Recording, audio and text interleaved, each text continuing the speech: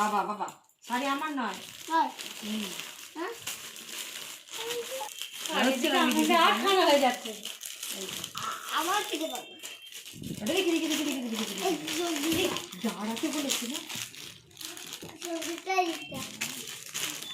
তো পার্সেলে এই দুটো ছিল, এই দুটো অর্ডার করেছিলাম।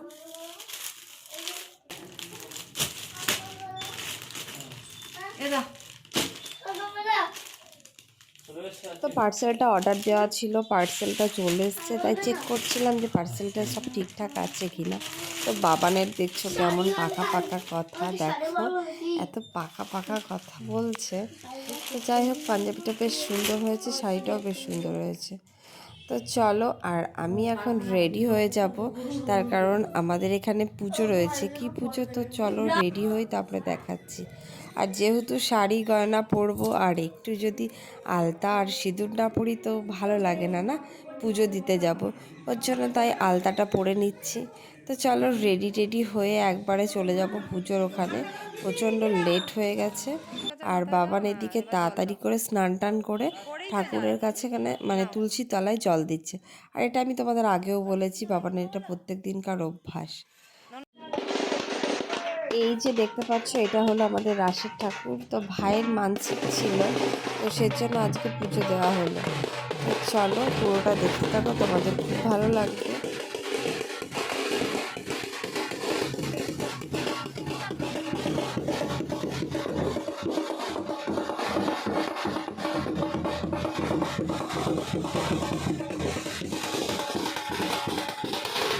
ভাই চলে গেছে পুজো দিতে, তো চলো আমরা সকলেই যাব। গেছিলাম, আর দই লাগবে আর মিষ্টি লাগবে, সেজন্য দই মিষ্টি নিতে এসেছি, দই মিষ্টি দিয়ে এসেছি। চলো আর দুধটা নিয়ে যাব। তো চলো আমরা রেডি, দুজনাই এক সেম সেম শাড়ি। তো চলো, হ্যাঁ দিয়েছি। চলো আয়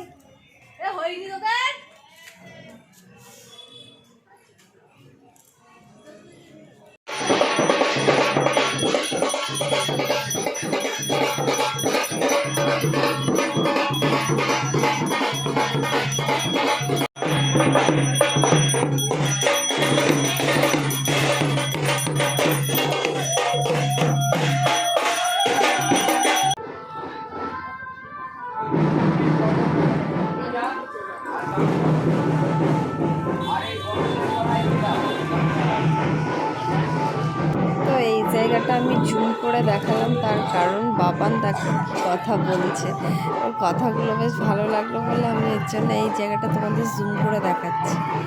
তো মামার কোলে বসে বসে পুজো দেখছে আর পুজো দিচ্ছে। তো দেখো এত পাকা পাকা কথা বলছে, ওকে দেখে হাসি লাগছে।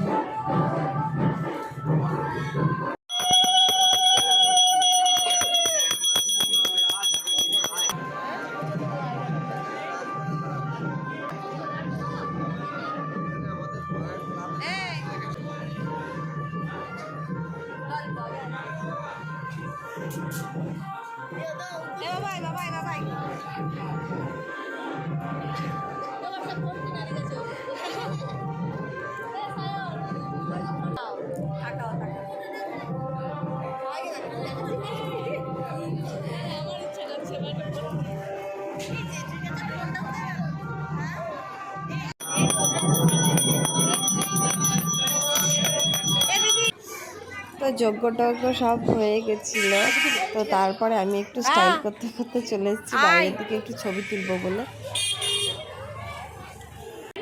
তো আমি সবাইকে একটু চান জল দিয়ে দিচ্ছিলাম, পুজো তো শেষ হয়ে গেছে তাই কাকিমারা দিয়ে করছিল, তো আমি একটু হেল্প করলাম ওদের। তো চান জলটা সকলকে দিয়ে দিলাম। তো তারপরে এদিকে মানে ডাকছিল, তাই এদিকে চলে এসেছি, তাই হাসাহাসি হচ্ছিল একটু।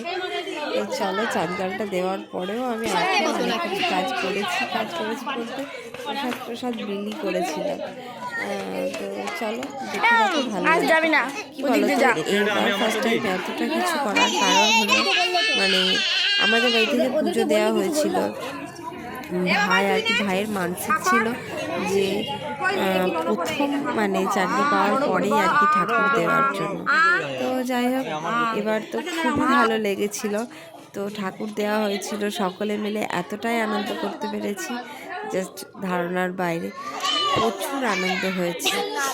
তো খুবই ভালো লাগলো, ভাইও আসতে পেরেছে, মানে আসতে পারবে এটা একদম শিওর ছিল না, তো কোনো কারণে ভাইকে ঠাকুর ঠিক নিয়ে আসছে, তো পুজোটা ওর হাত থেকে পেয়েছে ঠাকুর। তো এবার তো এই দিনটা দারুণ দারুণ দারুণ মজা হয়েছে। তো সেই দিনই ভাই চলে গেছিলো, তো যাই হোক একটু হলেও থাকতে পেরেছে, এটাই অনেকটা ভালো। তো ভাইয়েরও অনেকটা মনটা খারাপ করছিল, সেই দিনই চলে গেল যখন, তখন খুবই মন খারাপ করছিল ওরও, বুঝতে পেরেছি। পরে ভাই বলছিল যে ওর মনটা খারাপ করছিল, ওর রাস ছেড়ে যেতে ইচ্ছা করছিল না। তার কারণ আমাদের এখানে সবথেকে বড় পুজো হলো এই রাস, আর রাসটাতে আনন্দ যদি ঠিকঠাক না করতে পারি কেমন লাগে বলো।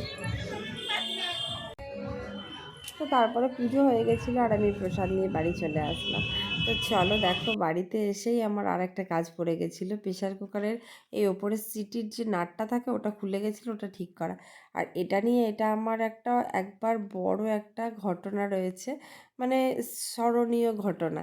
তো যেটা হলো, আমার শ্বশুরবাড়িতে এটা একদিন খুলে গেছিলো সিটির যে নাটটা, ওর জন্য আমি একজনের কাছে কথা শুনেছিলাম। তো সেই দিনের পর থেকে আমি এটা পারি ঠিকঠাক করতে।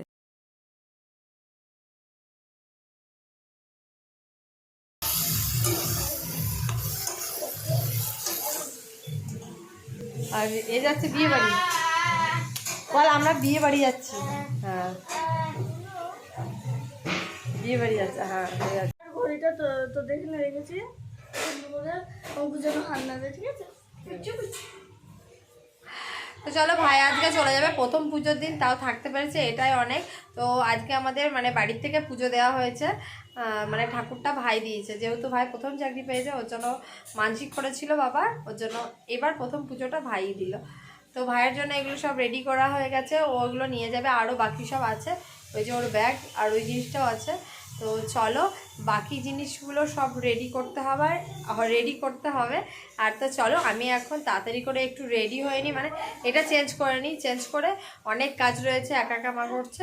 তো চলো তাড়াতাড়ি করে রেডি হয়ে নিই, আজকে বাকি কাজটা করবো। আর ফোনে একদমই চার্জ নেই, তাহলে চার্জটা দিয়ে সাবধানে আসবে। হ্যাঁ ভাই, আমার ভাই তো।